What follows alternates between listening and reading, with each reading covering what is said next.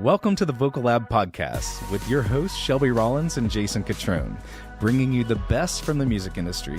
Get ready for first-class conversations packed with exclusive techniques and transformative insights, all designed to help you reach your top note. Welcome to today's podcast. This is a fun one. I'm excited. Me too. Because we have, to my right, the lovely Shelby Rollins. Hey. Vocal coach extraordinaire. And to my left, Carlos Santiago, vocal coach extraordinaire. Singers both extraordinaire. Wonderful humans. Like all the fun things. No, we thought it'd be fun today to let's all three of us do this. You know, we kind of flip in and out. You know, Carlos is usually behind the camera. Yes. Yeah. Making us look and sound awesome. That's why I always say, "Get thee behind me, Satan." Carlos. Jeez. Gosh. We should that giant probably softbox. let the audience know who don't already know just the nature of your dynamic with Carlos. Is That's a just, good one. Yeah. It's It's playful. like very It's trash playful. talk. Very trash Yeah, talky. it is. It's trash. It's trashy. It's not. I didn't mean it that way. No, Delete the memes. Yeah, right. I think it just kind of happened, right? I think did it start from that first show? Oh, yeah. Because we really didn't know each other. No. We knew of each other as we've talked about on different things, and so we had a beginning burgeoning. I'm trying to think of that word. Burgeoning. Burgeoning. Thank you. Yes, It's okay. I said February. You did, yeah. So. I was like, what'd you say? A burgeoning. That's a weird word. It's like bourgeoisie. I don't think it means the same. No, it doesn't mean the Bourgeoisie. same. Bourgeoisie. You can't say it. You can't say it and not smile. That's what my history teacher always used to say in high school. It was Is that where like, bougie comes from? Yes. yeah. Yeah. The bourgeoisie. Anyway, I've lost my train of thought. Oh, You so had this relationship that was beginning to bloom. yes, and so we did this. These tiny little buds. Yeah, we did this first show together in Texas, in Tenori, the group we were in, and it just naturally happened that on stage, I would, regardless of who, if you're new on stage with me, you're going to get tossed under the bus in some way. Yeah. No, maybe I don't want to get. Or there's going to be some kind of type of playful joke or... Or Jill's BMW Y'all 3. roast each other. Yeah. We did not have a bus. Yes, exactly. Yeah, or that. You're very. It's roasting. That's Yeah, kind of Yeah, roasting. I like to roast people. Yeah. I do. And And so... in Canada, it gets cold. So, roasty. just- Roasting. And toasty. Makes you Yeah. feel a little warm. Yeah. And so we're in Texas doing this show, and I think it was probably the first show. It was the first show. Yeah. I roasted Carlos like a burrito. Yeah, just like that. Or maybe a And- marshmallow. No, it was a burrito joke because... Oh. He said, you found me next to a burrito truck, is what you said. Or a taco So what did I truck. say? Yeah. I forget. You said, and Carlos, Oh, we found him I next was to a taco introing him. truck. Yeah, I did. And it's Texas. And Everyone laughed This their was heads off. way back in I've the heard day. this story, actually. And Yes. so, Everyone Got away laughed with their some heads stuff. Yeah, but that's Thankfully- playful. Yeah. Carlos has a great sense of humor. Yeah, and Didn't so think you were a racist. no, not at all. I think I made some joke about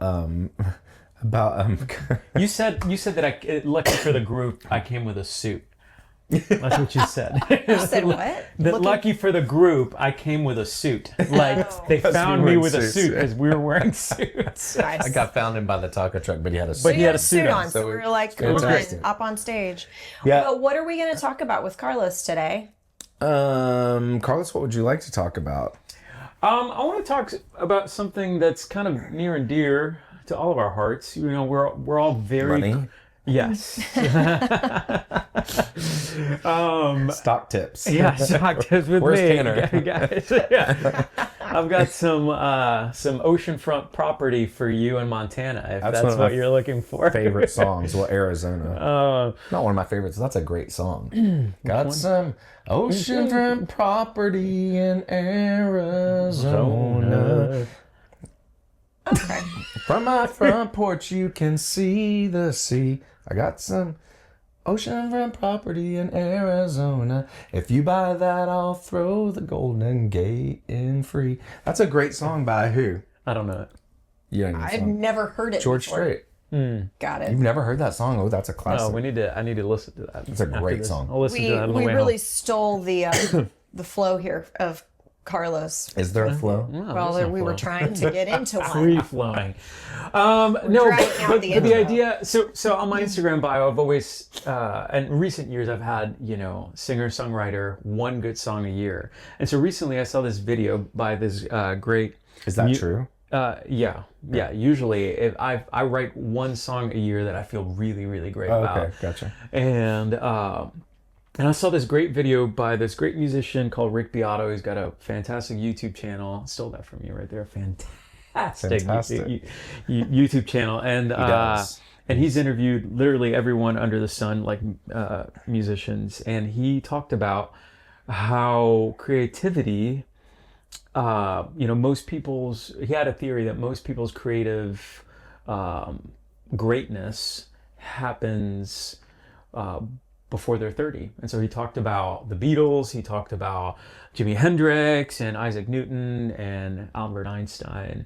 And then he also talked about that it's not always the case, but by and large, his idea is that it falls into these two categories of intelligence, fluid intelligence versus crystallized intelligence. And fluid intelligence is, it's innate, and you're making decisions, you're solving problems, it's abstract thinking, and it happens independently of acquired knowledge, versus crystallized intelligence happens based on acquired knowledge that you have throughout the years, and it relies, it's all of these things, but the problem solving, the thinking is all within the acquired knowledge that you've had. And it can also grow greater the more knowledge that you acquire throughout the years, versus fluid intelligence wanes the older that you get.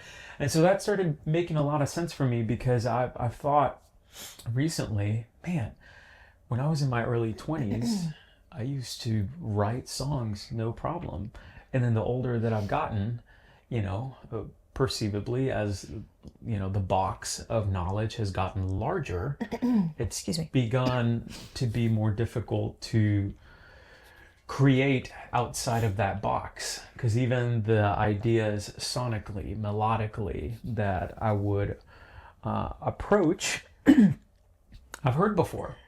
And so because you've been exposed to more over the years. Yeah, and that happens to a lot of us. And so it was really encouraging to me, because it gave me kind of a name to my disease, or my malaise, if you will, creative malaise, of just like, oh, this is why it's more difficult to create, because when you're younger, you're more cavalier. There's this like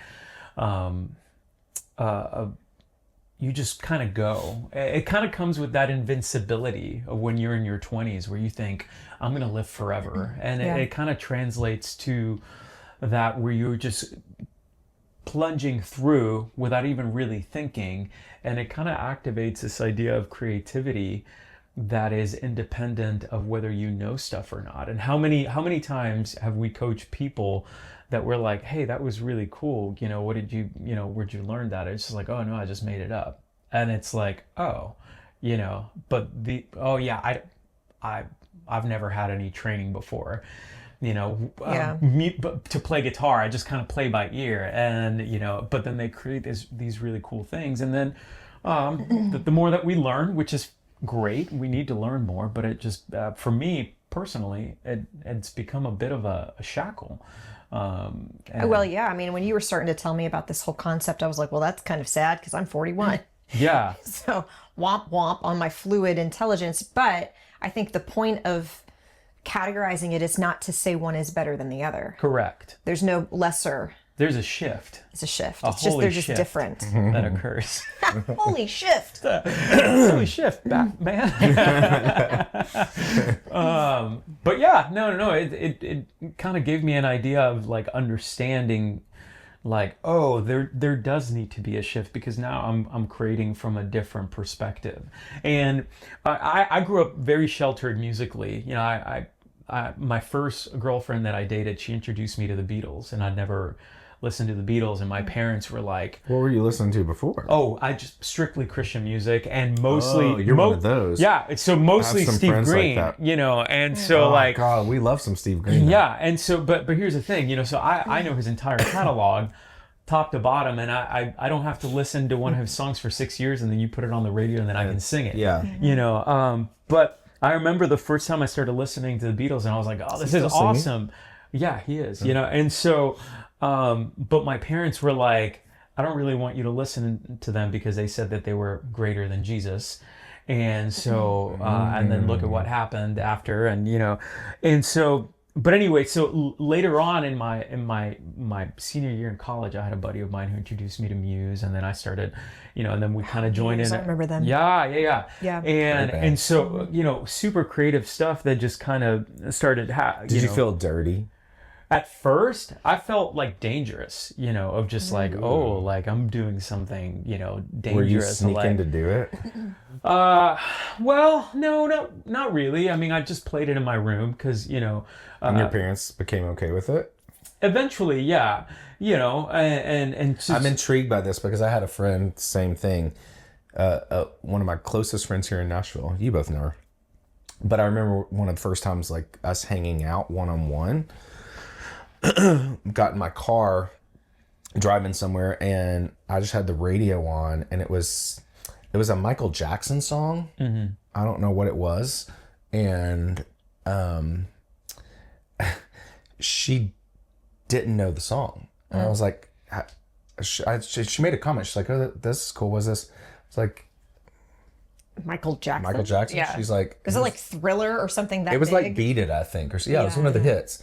And I was like, "Oh, it's Michael Jackson." She's like, "Who's that?" Stop. And I was floored. Wow. It was the first time I didn't grow up, no one growing up around me did homeschooling. It just, I didn't know anyone that did that. Like, and I didn't have any friends that were like super sheltered or like, so it was always been fascinating to me that, you know, that what you're saying. Yeah. So no, absolutely. But the cool thing about it is that, you know, you probably remember the first time that you listened to Beat It or like Thriller and all that stuff. And so for me, because I've been sheltered, one of the cool things is that like I keep listening to new stuff. So like, for example, Doobie Brothers, I knew the name, but I never really listened to.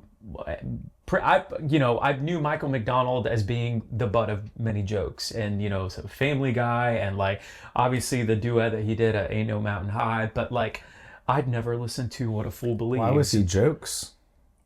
Like he was the butt of a lot of jokes because people make fun of his voice and the way he sings. You know, so like on Family Guy, there's a whole, you know, thing of like, you know, Peter hires Michael McDonald to like, you know, follow him around. And, Oh, Just a Fool to Believe. That's such a good song. Yeah. So like What a Fool Believes and Minute by Minute, I not listened to that record at all. And so one of the things that I like to do when I travel is that I find a new record that I'd never listened to before. Oh, that's a cool thing. And then I just like on the flight, I'll listen to that record for the first time. That's cool. So that's great for keeping the fluidity alive as you age. So here's the thing. So like I remember sitting, I think I was on my way to South Dakota to go do this residency up there for Christmas. And I have my headphones on and then like, you know, like, so like, here I'm somewhere back in a long ago. Like, so like that comes in and I'm like, what am I listening to for this song that's been out for 30 plus years? Yeah. In like, it took me to this place in my brain, like my brain's releasing dopamine and all these different things of just like the sense of like, so like as soon as that song was done, like I listened to it like 6 different times. And when that breakdown, what a fool believes you see, I'm listening to it. I'm like, I have to listen to it over. Listen to this after we're done and I'm driving home. Yeah, over and over again. And so I listened to it like 7 times. And then I was like, man, it can't get much better than that. And then Minute by Minute comes on, you know? I'm just like, what is happening? So like, but the thing is now when I listen to those songs, I'm always relating it to the first time that I listened to that song. It's no longer new because it's acquired knowledge, so the sense of like newness and creativity. And so that happens a lot, you know, especially for me, someone as you know who was very classically trained and then found a different, newer level of freedom, you know, like many of us did with Brett, that like I couldn't sing any commercial stuff. I told myself that I could. Yeah, same. But I really couldn't, and I'm still growing and learning in that. You're saying so much that I got to slow you down. Yeah, go it's for like it. Go for fire it. hydrant. Yeah, and I'm like, yeah, well, we yeah. got to chew on some of these Yeah, things it's one this by lore. one at a time. It's what? Gosh. It's the Jason's espresso machine. Oh, Yeah. He's going. Well, he said oh my gosh, he said several things, but you know, it made me think of multiple things. One of them being how even in fashion, there's these cycles of fashion trends that seem to happen basically every 20 to 30 years. The same fashion trends come back, and we're seeing this right now. Flares are back. Where flares are back. And I remember when flares were I thought you cool. said furries. I was like, Oh, that's a different podcast. Yes. I remember when I was in high school and flare jeans became popular, and I was like, Mom, you should get some flare jeans. She's like, honey, I lived through the 70s. I can't do that again. And I was like, that's weird. What are you talking about? And now as an adult, that I'm now in that same age bracket relationship with my daughter, and she is into some of these trends that were popular when I was her age, and I'm just sort of horrified because I'm like, can't wear it again. Would make me feel like I'm trying way too hard. But my point in that is that it's almost like when you're listening to Michael McDonald from a song from the 70s or 80s or whatever, which was forever ago now, and you said 30 years ago, that was like 40 years ago, right? Yeah. I said at least 30 years. Yeah, but you listen to it and now it's like fresh, and how actually valuable that is to our current state to go back and listen to things that were creative and innovative many years ago, and they feel brand new because people haven't heard it in so long. And you get into these patterns and these ruts of just recreating the same thing, and everybody wants to sound like Sabrina Carpenter right now. Everybody wants to sound like Chapel Roan right now. And so they're just imitating something that is sort of more on a lateral move, peer level, rather than hearkening back to listening to stuff that would actually probably charge your creativity now because it's new to you, even though it's not new. And how important it is to sort of remind ourselves of what was before us so that it can actually spark something innovative now, even if it sort of feels reminiscent of something in the past, rather than just continuing to recreate the same old stuff. And I feel like some of the most breakthrough artists have actually been doing that. But then it's like we're moths to the flame. We go straight to that viral breakthrough artist, and we're like, I'm going to be just like this, just like this. And then it becomes a watered down version of that thing that was really interesting. You know what I'm saying? Yeah. And you know, you say watered down, and for some reason my mind immediately goes to watercolors. And it's like, watercolors are cool, but like, you know, seeing an actual, like you showed me that painting that you got from your friend's estate, like, and Got a new painting. it was gorgeous. It was gorgeous. I'd like to and see it's just like watercolor, but again, it's going to be, what is that? It's watered down paint. And so Right. it's the source, but it's a watered down version of the source. It's not as pure as what that color would be. And so it paints a pretty picture, Right. but it's not the essence of what it really fully could be. And so I don't know. It encourages me and challenges me to think through these things, because now if I can make that shift in my mind of like, okay, so now I'm trying to create from a place, from a well that's kind of empty now, and I'm ignoring this other side that's already been established, and I should just like dive into that and keep expanding that, because within that there's going to be little flares of that are still going to arise. And it also shows to me the beautiful design of humanity in that we need the younger generation and the older generation. It's not one is better than the other, right? Yeah. The fluid is not more valuable than the crystallized, but they actually help one another, and they're both are essential for each other to continue to grow, right? And so it's not just about having the flares, which is good for our own selves in a way and for others, but like that bank of crystallized knowledge that we now have, and as we're getting older and older, is what the newer generation can go back and draw from, right? That informs more new creativity is because it's that kind of concept. There's like nothing new under the sun, right? Everything is somewhat of a recycled version. But if you can look at that with this perspective, then it's not that there is no new thing or new creativity and new creations. It's that we can honor what has been done so that we can have a value, a basis for what is to become. Yeah. If that makes sense. Yeah, that's a great point. I think what that makes me think of is that in terms of the fluid intelligence versus crystallized intelligence. So let's just, rather than calling them intelligence, like, I would say like today's wisdom becomes tomorrow's like future like creativity, because like you're saying, people are going to draw from that which has already existed, and so even if they do not know that they are creating from that well, and us are kind of feeling, or I'm feeling kind of stuck within this box, they are drawing from something that's already existed. They just don't know it yet. And because they don't know it yet, they create more. Yeah, and I think like in the That's so good. in the more artistic creative realms of take anything from film and TV to music that we talk about all the time, to and the space we're in, to fashion that you mentioned. We are rechurning in new ways what has already been, by and large, right? There's not really anything that we can do new that's never been done or heard before in music. It's just a repackaged way, and it becomes trends. Yeah.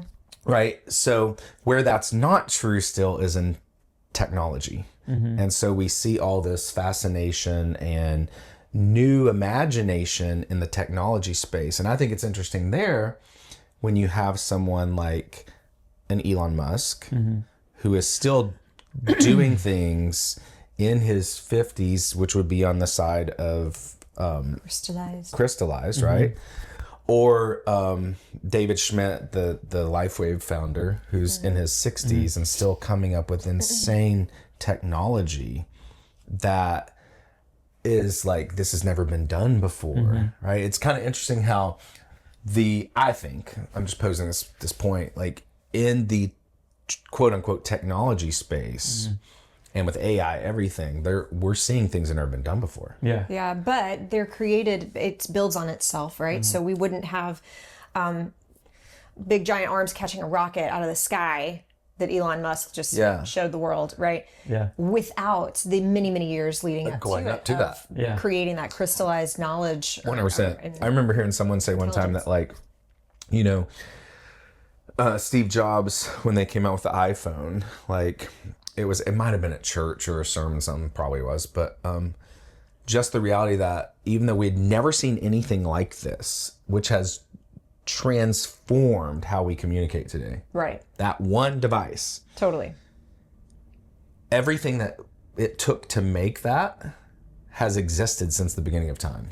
Yes. Really, right? And like, because it all does build on itself. Yeah. It wasn't able to be assembled and packaged that way in the 1800s, but everything was here. So creativity on any side of this coin does flow from a created space that we all live in. Absolutely. Right? And I think that's cool. And I always, me personally, I don't know how y'all think about this stuff, because, we're always churning out new products, and whether it be vocally or coaching or even some little offshoot endeavor we might do. And we are constantly challenging ourselves to dream and create and produce things, because that's what we do. right. And there are so many times that I just have to sit in silence and solitude and quiet and just ask for a flow of creativity to come to me. Because I realize it's already here. I'm just a vessel to help package whatever can be given to me in a space of this time and moment to put out, to hopefully help someone in what they're doing, or lift them in a song, You know what you were saying? It reminded me of the concept of, and Carlos, you mentioned this, like the classical model, right, of instruction for music, and that's very much so like a almost mathematical way to approach learning music, which can seem sort of like a creative block because it hems you in. It's very like, these are the notes, these are the lines and the ledgers that music theory and classical learning in music helps us to create, but that's a knowledge base, and that's actually necessary for deep creativity. Ask any jazz musician and they'll tell you that that's true. Well, we would associate jazz musicians with the free fluid thing, but and they're they are that the outliers. good. True. But they're also that good because they have such a deep knowledge of music theory. Yes. And Perfect blend of both. Yeah, and then you look at, like, for me, I grew up in taking piano lessons. I was more classically trained in reading sheet music and all that. Whereas I wished when I got older that I had had an infusion at a younger age of more of what's known very commonly as the Suzuki method of learning piano, which is a little bit more ear training based. I didn't learn like the Nashville number system until I was a whole lot older. And then I sort of felt a little bit bound up by my music theory knowledge, my classical knowledge. It was hard for me to think about flowing through chord progressions, and I had to really dig into that deeper. And so it's a both and, though, because now my daughter is taking she's in choir in middle school as her elective, and for the first time in a school context, she's learned a little bit of this otherwise, but she's learning more music theory rather than ear training kind of stuff. And now I see, wow, there's such a value. I'm so glad you're learning that. I'm glad that you're working on reading sheet music, and which, also piano lessons and things like that are beginning to help. And the fusion, it's the both and. It is not the one over the other. That's it. Yeah. Yeah. I didn't really have a point. I was just sort of saying. Do you know what the point is? Maybe that is the point. The point I heard was you don't want to be bound up. You need to flow. Yeah. Yeah. I don't know. I can't tell if that's like you're trying to make a joke or we're Maybe serious. both. It's It's the crystallized and the...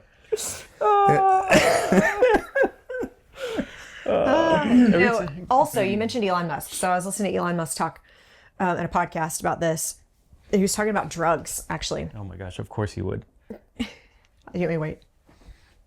Sorry, I was making sure that one. No. And see. I was listening in a podcast. You were talking about Elon Musk. He was talking about drugs and the reality of like the psychedelic use of drugs, and whether you're for or against it. I'm not trying to make this a moral conversation, but his point was when not psychedelics, but he was talking about meth and how bad it is really, and how it can kill people, obviously, but but mushrooms and other psychedelics people take, and some people think that they're a better person on them, which again, I'm not trying to make it a moral issue.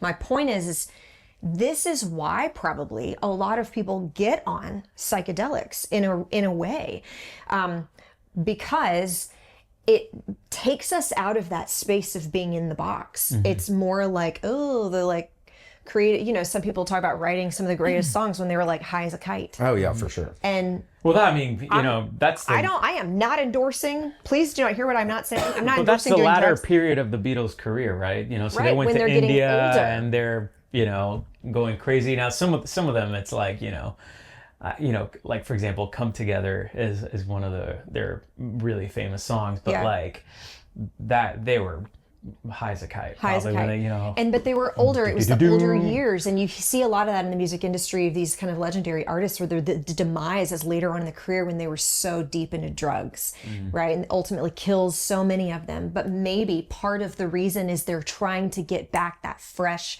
creativity. I don't think that's the only reason. Because they might have like hit that wall. Right. And they didn't know. And they're like, am I done? I was really creative when I just, did lines up with, backstage or whatever. But if only we could see that you can still add so much creative value if instead of trying to stay young forever and live in that space, own your aging knowledge and intelligence and who you have become because you're older. Yeah. But we obviously live in a culture that sort of despises aging, right? I mean, just look at any commercial. It's all about getting rid of wrinkles, looking younger than you are. I mean, I I color my hair because I got some grays that are coming out. I'm just not ready. I'm not ready for that. So I'm part of the problem. But I'm not going to do drugs to try to feel young again. But we obviously just live in a culture that we're not okay with aging. And I wish that we would honor the older generation a million times more than we do for so many reasons in our culture. So many. But one of them Some cultures being do. creatively. We can be so much better and create and innovate and all these things, which is amazing for humanity if we can be more integrated, value each other more. Yeah, for sure. That's a you're right. great point. That's a really great point.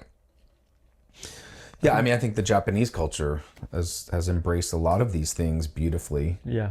In the overall culture that they have. If you've ever been to Japan, it's amazing. I haven't. But... I have not. It's just a humble brag. A humble brag. It's about that time in the episode. Yeah, right. Yeah. We made it 30 minutes into it. That's a new record. You guys, one time I was... Are we going to die? Here we go. Are we going to die? No, you're not going to die. Here we go. Jason's segment. You're going to die. I know. You're not It's gonna like die. time for our segment. Here we This go. isn't a You're Gonna Die segment. This is just a really funny segment. Okay. To the point. So, living in LA, my best friend Kyla, she was living out there at the time, worked with this really good friend. They became good friends. She became a good friend of mine, Monique. The three of us decided to go on a holiday weekend to Santa Barbara. And just for like an overnight, you know, it was a thing to do in LA. You probably did a lot in New York. You want to get out of the city and just get away. So, yeah. we go get this nice hotel, Santa Barbara. Anyway, first night out, they found this restaurant, which is a Greek restaurant. I sit outside around this cool little fire pit, whatever, waiting on the food. And I was just feeling like I need to stir something up. And I was like, That never happened. I was Never. like, so Kylo, Monique, tell me like your favorite Greek food experience. And, you know, so Monique's like, they both worked in nonprofit at the time. Like, that was always their, like, you know, flash in the pants for everything. And, you know, so it's like, oh, yeah, you know, I really liked when I went to, you know, Suzuki's and had, like, something. Kylette's like, I don't think I have one. And they're like, what's yours? I was like, well, I was sitting in front of the Parthenon one night. The National Parthenon. I thought it was a weird question. What's your favorite Greek food experience? Yeah, right. Just white people in LA. What do you mean? Monique I don't know what just that dropped means. her fork. I went the to story Suzuki's was in Brentwood, No, 5 this- minutes from my house. Yeah. This the story. The story was that literally happened. I was with Brett on that trip that we did to Italy and Greece. Remember when we did that? I do remember I that. love how when you did say that. remember when we did that as if I was invited on that trip. So I was not. so invited. we're literally sitting at the base That's of the the Parthenon. one where you almost got into a fight in Italy, right? Yeah, in Italy. That's a great story too. We'll have to save that one. But no, it was kind of dumb because I asked. I didn't know, my first time in Greece. In America, you guys, those of you who are in America know this. All of the hummuses, most of them, are named after something Greek, like, you know. I'm trying to think. You mean one the right now. brands? Yeah, the brands, right? Like Sabra. Yeah, something like that. Or we go to I don't know what Sabra means, but like we go to a Greek restaurant. There's Athenos that has like Athenos, the little, yeah. That's the one that came to mind. But we go to Greek restaurants here and get hummus, right? So I'm sitting down. I'm noticing like we've been here a few days. There's no hummus anywhere. It's such a crazy tangent. So I'm finally at this restaurant. Everywhere I would ask, they're like, I don't know what you're talking about. And I'm like, how do they not know? And so we're at this restaurant, and I asked the chef, whoever comes out, I'm like, do you have any hummus? And he's like, what? And I'm like, he's like, I think I know. And so he goes back and makes something similar. But I found out hummus is not a Greek food. It's Mediterranean. It is, yeah. Oh. Dumb American in Greece. Whoops. Yep. But you got to tell your little story about sitting in front of the Parthenon. Yeah. Just really finding a way to just drop that into But casual You conversation. just listen. It was fluid intelligence that drove you to ask that dumb right? question. There we go. And now That's you true, 'cause know you didn't know. crystallized And it's intelligence Now- tells you that hummus is not Greek. And From the naivete. experience of being in Greece. Being kind of ignorant and naive actually is a normal part of growing up, and why children ask brilliant questions that are actually hilarious. And we think, oh my gosh, what if I asked that question to an adult? You never would, because you're not a child and you would know this, right? Totally. But that's how we learn, right? Is asking questions, because we don't have any preconceived knowledge of whatever it is that we're asking. We're this blank slate, you know? I love you're right. that is my middle child.